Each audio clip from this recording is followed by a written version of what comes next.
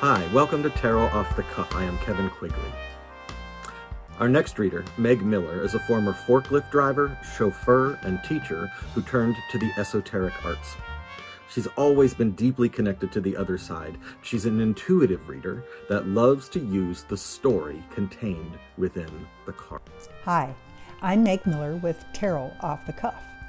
And what I'd like you to do is please subscribe, so just hit the subscribe button below, and please leave us a comment. We'd love to hear what you want to hear more of, what you like, what we can continue to do, and again, what are some things we can do or add that adds a bit more spice and feeds what you're looking for. For today, I'm going to use the Mary L. Tarot, and it says Landscape of the Abyss. So this is going to go into more of a dark view, and I'm going to talk today about how we can use tarot to help us with our next steps. I'm going to just pull a card, and they're a beautiful deck. I like the fact they've got silver, if you can see that, and then, you know, the rich colors. And I have Queen of Cups. So again, I will show this. So it looks like there's a crab here. She has a head ornament with shells. A flower, looks like it could be a type of lily. There's water behind her. And almost it seems that there's red around here, around the crab, around her heart. So it could be portrayed as blood. So as I look at this card and I think about the Queen in relation to what the tarot cards have to say, we are coming out of a time, and I see similarities. So the artist, Marie White, when she created this deck, was pulling from her calling to capture the essence of the Middle Ages, and specifically the 13 and 1400s. There was a lot of stuff going on. There was overpopulation, there was a lot of famine, there was a lot of social and political upheaval. There was also a real shift in religious focus, and what came out of that was scads of creativity, art, expression. And I feel that we can do that again.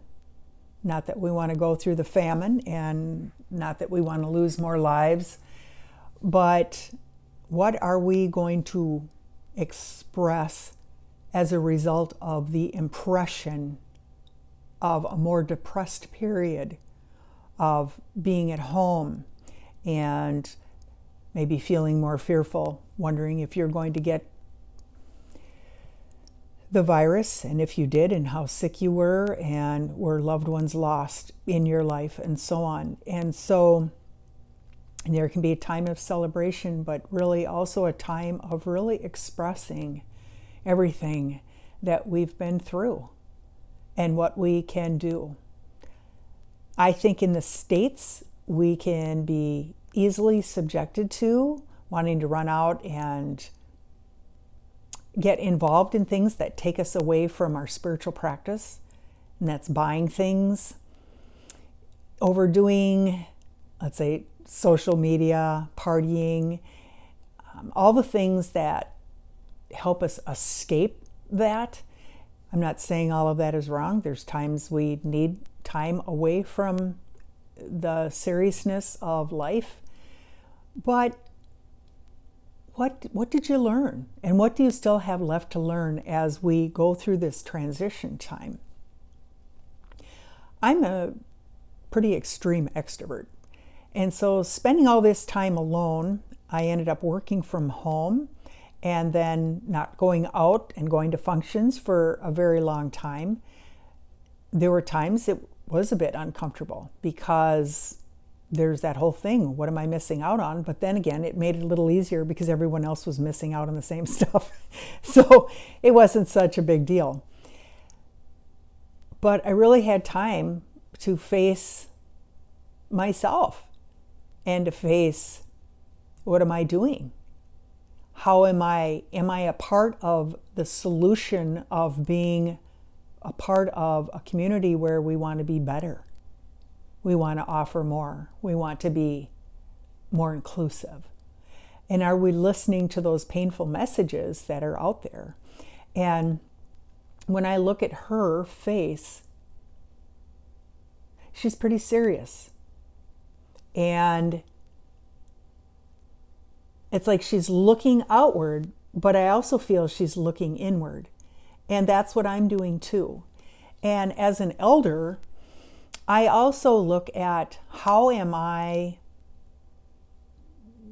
a guide for those of you who are younger? Am I showing my values? Am I living my values versus talking about it and then living my life completely differently? Am I looking at, so when I think of the crab, I mean, we can think of Cancer, the astrological sign, summer, it looks like maybe she's in beach, more skin. So could she be wearing a bathing suit? Could she be naked? All those, and with the water.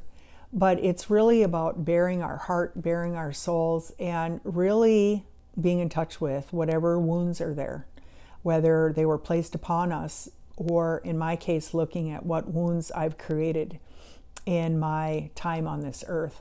And what am I doing to make amends, to move forward, and to be fresh, and not to be maudlin or morbid, but to really take accountability and responsibility for this next phase of our living.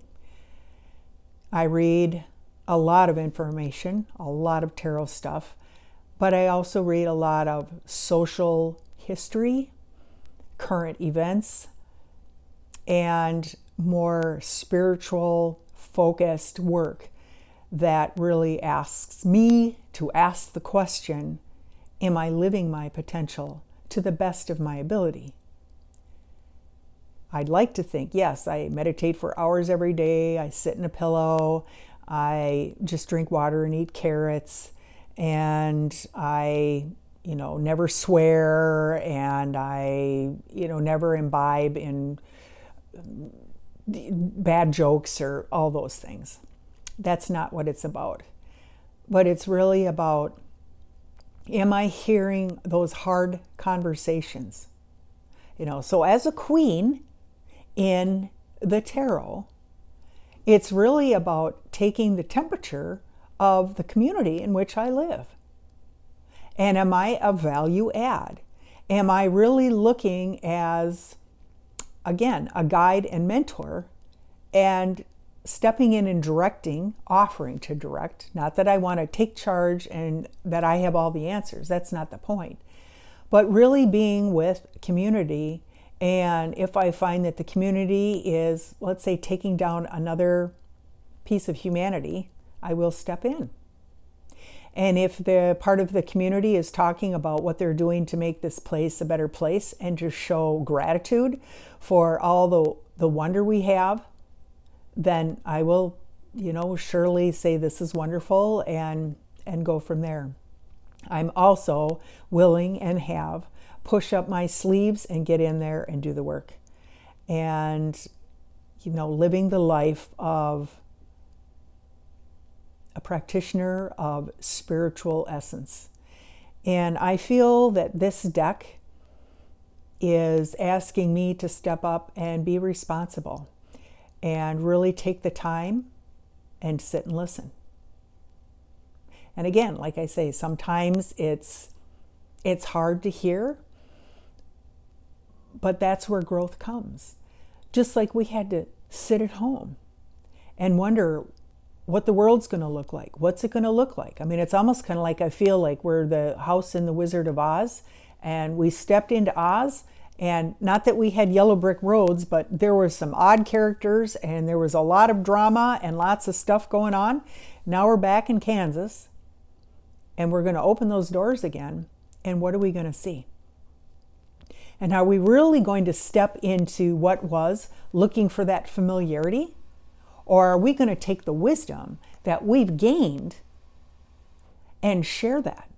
Because it is going to come out in our readings, whether it's one-on-one or with a party, but it is coming out in our readings. And I think we have a little bit more wiggle room left to kind of really enjoy that bit of quiet repose, is to see what else you need to get ready, prepare for our next adventure in life. Because I feel that we've lived in a more introverted time where it was more quiet, more within, more contained. And now we want to get out there, we want to party, we want to celebrate, we want to see everybody. And that is a wonderful thing. But who are you? Who do you want to be as you enter that new phase? And that's what I think this deck does for me as a reader, is asking me, is the real Meg Miller showing up, and showing up appropriately? So I know this is a little bit more somber, but there is that element to tarot. And I just ask that you continue to follow us. Please subscribe and leave your comments and let us know what you would like more of. And with that, I will say thank you and good reading to you. Thank you, tarot friends. And until next time, this is Meg Miller with Tarot Off the Cuff. Hi, thanks for watching. This is Kevin Quigley with Tarot Off the Cuff. If you can take a second, click the subscribe button down below. That'll let you know when a new video is posted and you might want to jump over and watch it. If you hit the thumbs up for the videos that you really like, that will help spread the word so new people will find Tarot Off the Cuff in their feed, and that helps the channel grow. That would be great. And if you got a question or a comment, positive or negative, whether you agree or disagree, or if you want to add information or your own take on a particular card or a particular topic, put a comment down below. We would love to hear from you. Thanks so much.